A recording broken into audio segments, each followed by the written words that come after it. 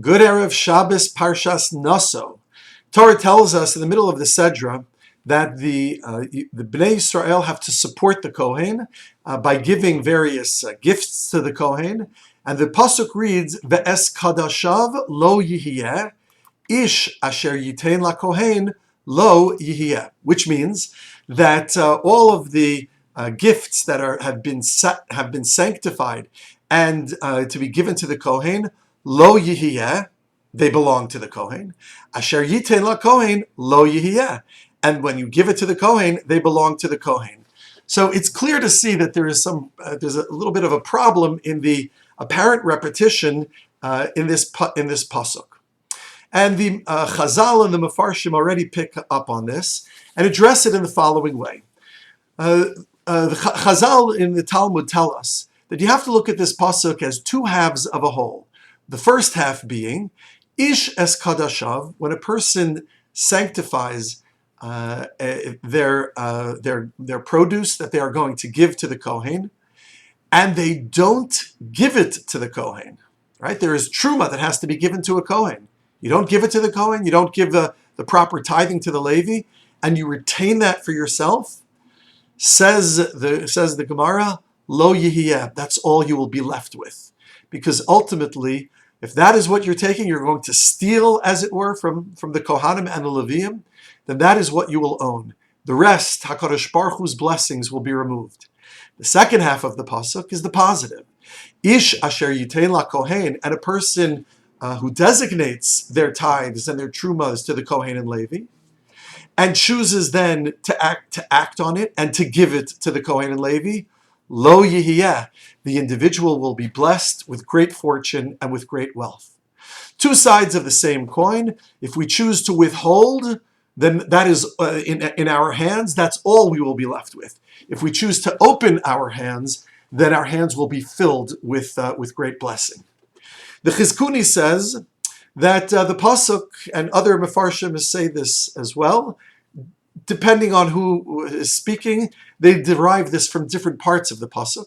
But overall, the pasuk is meant to impart the following message, and that is that when an individual gives a gift to the Kohen, first they designate what is going to be given, and then they choose the Kohen to whom they will give it. This produce, this gift which is going to the Kohen, even though it has become kodesh, it is sanctified, nevertheless, it still belongs to the giver. The giver has the tovas hana, has the right to whom they will give it to. And this basically tells us that the individual who is the giver is not simply a conduit, is not just a pipeline from God to the Kohen, from the field to the produce in the field to the hands of the Kohen, but I, the giver, play an integral role. I choose who to give it to. I put myself into the process. And by engaging in the process, I become a central figure, and I myself have now been refined through the process. If I'm simply a pencil pusher, moving things from here to there, well, there's something to be said for that. But if I invest myself in it, and I'm thinking about it, and I make decisions about it, now I am invested in the process, and not only have I made my imprint on the process will make an imprint on me. I have the right to give, I have the right to choose, I have the right to assign, and therefore it is my tzedakah, it is my action. I am not simply an inanimate robot, an automaton, just moving things from place to place. And when I engage in a process, whether it is kodesh or chol, that process is impacted by me, but the process will also make an imprint on me. To the extent that we engage in dvarim shel kedusha, the kedusha will make an imprint on me, on my life, on my actions, on my soul. Finally, Rabbi Torsky points out that a careful read of this pasuk, it concludes by saying, Ish asher yitein la Kohen, the person who will give the proper gifts to the Kohen, which we must do, and thus support the Kohen. In essence, that is tzedakah of the highest order. So when a person engages in this process of giving tzedakah to the Kohen, Lo yihiyeh.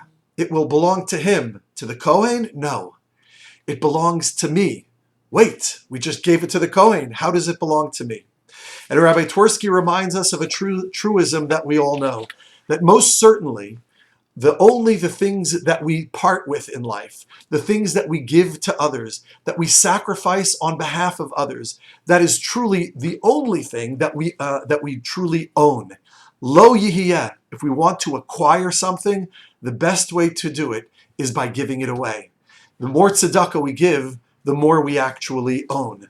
Lo yihiyeh. It belongs to me, the giver. And Rabbi Twersky shares a beautiful story which reflects this idea. He says that once that there was a Jewish fellow who was accused of embezzlement by the government minister for whom he was employed, and as a consequence, although it was somewhat shocking that this person of great integrity was being accused of embezzlement, nevertheless, the minister approached him and asked him to make an accounting of everything. And he said to him, I want an accounting of everything that you own. And the fellow brought forth an accounting and he showed it to the minister.